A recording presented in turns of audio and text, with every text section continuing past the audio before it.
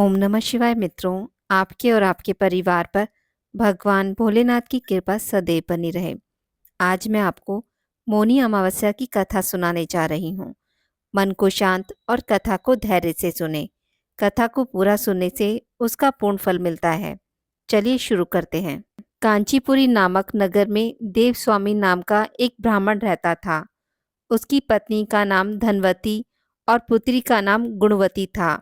देवस्वामी ने सातों पुत्रों का विवाह करने के पश्चात अपनी पुत्री के विवाह के लिए योग्य वर की तलाशी हेतु अपने बड़े लड़के को बाहर देश भेज दिया। इधर देवस्वामी ने अपनी पुत्री गुणवती की कुंडली एक ज्योतिषी को दिखाई।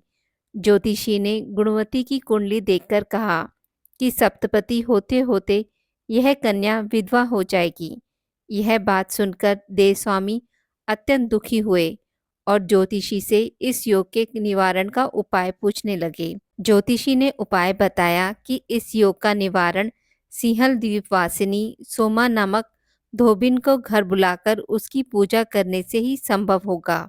यह सुनकर देवस्वामी ने अपने सबसे छोटे लड़के के साथ अपनी पुत्री को सोमा धोबिन के घर लाने के उद्देश्य से सिंगल द्वीप जाने के लिए रवाना किया।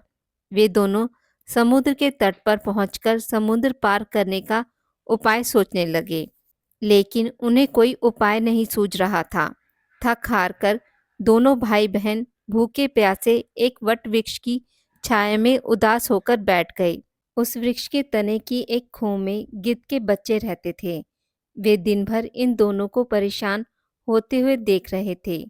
शाम को बच्चों की माँ उनके लिए कुछ आहार लेकर आई और उन्हें खिलाने लगी, लेकिन गिद्ध के बच्चों ने कुछ नहीं खाया और अपनी माँ से कहा, इस वृक्ष के नीचे आज सुबह से ही दो भूखे प्यासे प्राणी बैठे हैं। जब तक वे नहीं खाएंगे हम लोग भी नहीं खाएंगे। बच्चों की बात सुनकर उनकी माँ गिद्धनी को दया आ गई। उसने दोनों प्राणियों को देखा और उनके पास जाकर कहा, आपकी इच्छा मैंने जान ली है, आप लोग भोजन करें। कल प्रातः मैं आप लोगों को समुद्र पार सोमा के घर पहुंचा दूंगी। गिद्धनी की बात सुनकर उन दोनों भाई बहनों की चिंता कम हुई। दोनों को अत्यंत प्रसन्नता हुई। उन्होंने गिद्धनी को प्रणाम कर भोजन किया। प्रातः होते होते गिद्धनी ने उन्हें सोमा के घर पहुंचा दिया। वे दोनों पास के जंगल में झोपड़ी बनाकर रहने लगे। उन्होंने अपनी सेवा से सोमा को प्रसन्न करने का निश्चय किया। वे प्रतिदिन सुबह अंधेरे में उठकर सोमा का घर झाड़कर लीप पोत दिया करते थे। सोमा को हर रोज इतने ढंग से अपना घर लिपा पुता एवं साफ सुथरा देखकर आश्चर्य होता था। एक दिन उसने अपनी बहुओं से इस बारे में पूछा तो उसकी बहुओं ने उसे बताया कि हम लोगों के अलावा और कौन यह काम करने हमारे घर में आएगा। परंतु सोमा को बहुओं की बात पर विश्वास नहीं हुआ और उसने एक दिन सारी रात जागकर घर की साफ सफाई का सारा रहस्य जान लिया। यह जानकर उसे बड़ा दुख हुआ कि उसके घर की सफाई एक कन्या और उसका भाई करता है।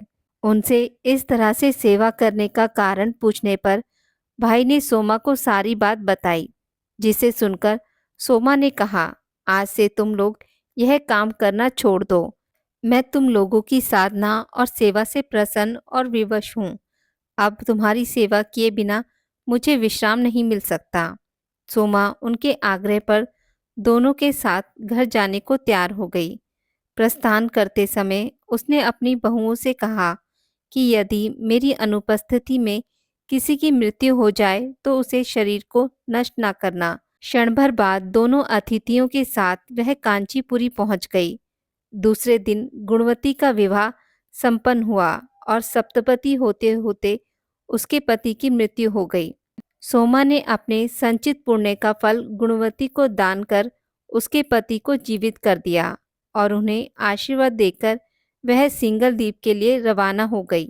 संचित पुण्य क्षीण होने से सोमा के पुत्र, दामाद और पति के घर में मृत्यु हो गई। यह जानकर नया पुण्य संचित करने के उद्देश्य से वह रास्ते में एक जगह रुकी। नदी के तीर पर स्थित एक पीपल के वृक्ष की छाया में भगवान विष्णु का पूजन किया और पीपल के वृक्ष की 108 परिक्रमाएं की। इतना करना था कि सोमा के पुत्र, दामाद और पति जीवित हो गए और उसका घर धन धान्य से भर गया। इस प्रकार निष्काम भाव से सेवा करने का उत्तम फल सोमा को प्राप्त हुआ। आज की इस वीडियो में बस इतना ही। मित्रों, अगर आपको मेरी वीडियोस पसंद आती हैं तो इसे लाइक और शेयर ज़रूर करें और पूजा पाठ से जुड़ी जानकारी के लिए मेरे चैनल को सब्सक्राइब करना ना भूलें। धन्यवाद।